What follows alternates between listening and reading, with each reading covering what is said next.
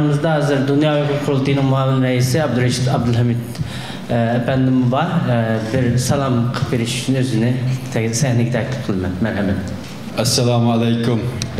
Hürmetlik ustazlar, teşkilatlarınınki hürmetlik rehberleri, hemşerilerim, hadlerim, sanıllarım ve kıymetlik ballar, hanımlarına hürmet bilen salamlayım. Bugün bir yerde bunun 35 yıl burun Şarkı Türkistan'daki barın yısıda kolu kural elip Xitay'daki zulmüga boyun egmeydiğanlıqını jakarlagan şu cengivarlarını, şu kahramanlarını eslep oturttuğumuz. Bir yerde barın diğer vaktimizde barın bizge nimeni ifade kıldığı desek bir Xitay'daki zulmüga mustemlikisiga boyun egmeydiğan bir ruhni. İkincisi zulümge karşı durduğun bir iradeni. Üçüncüsü bu zulümge boyun egmegen ve bununla karşı duruş iradesi bilen birge özü kançılık aciz bolsun mu? Düşman kançılık küçük bolsun mu? Özündeki iktidai kuralları bilen aşı küçük düşmanga karta can elip beralaydıgan bir cengivarlıqını ve kahramanlıqını oturup koygan bir vaka. Bir inkılap. Barın inkılabı deyimiz şunun için. Barın kahramanlarını her vakit bizdeki yol göstergüçümüz ve bizdeki ruhumuzdan meş'eli de karayımız bulanı. Hem de Alımcan hocamız naiti yaxşı dep öttü bu Şarkı Türkistan meselesinin ki bugünkü günge kandak kelip kalganlık doğrusu da. Hem de 49. yılı Xitay besip kirdi. Vatanın içindeki ahvalının hemesine dep öttü. Ben vatanın sırtındaki ahvalını kısıkçılam. Bir neçe minut içinde akasılardan ortaklaşmakçı.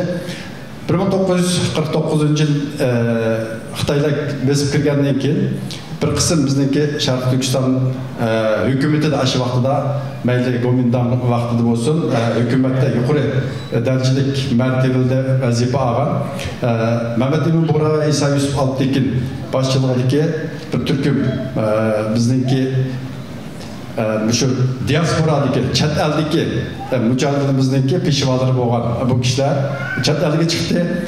1952 yılı Türkiye'ye birinci kıtım 1850'den artık Şarkı Türkistanlıqını yerleştiriş resmi 13 Mart 1952 yılı Bakanlar Kurulu'nun kararı bilen yerleştirilgen buldu.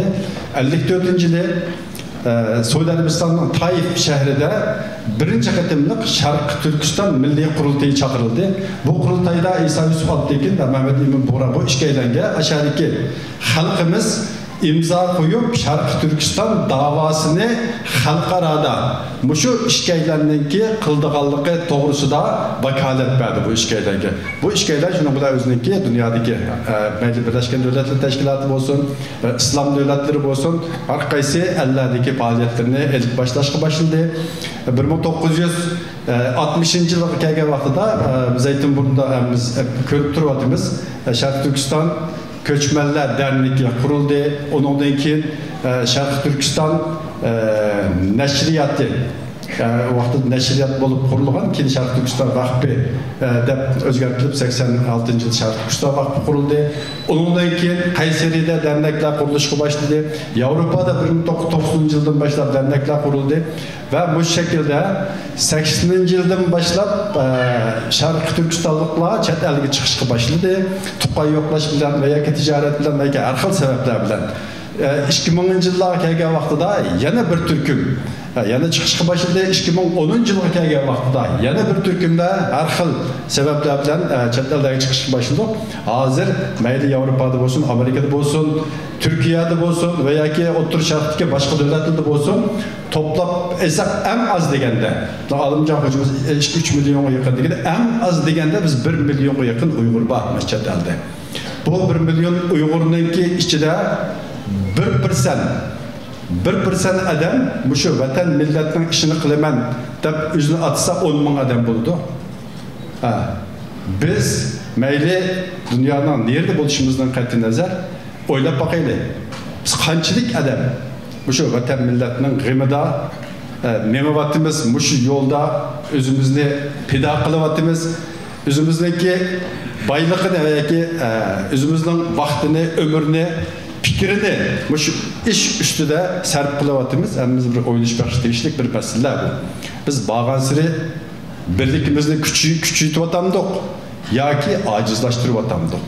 Bizning aramızga her xil fitne, her xil ilmikir, suiqasdlarni so'qish orqali bizni ojizlatishga, bizni parchalashga, bizni bo'lishga urinayotgan ta 1996-yil Xitoyninki e'lon qilgan 7-numurliq hujjatida kelgusida chet ellardagi Sharq Turkistonliklarni qanday parchalash, bularni qanday bir-biriga tushirish, qanday bir-biriga ishonmas qilish degan siyosatiga aşına o'xshash şekilde hazır menib ketyapmiz.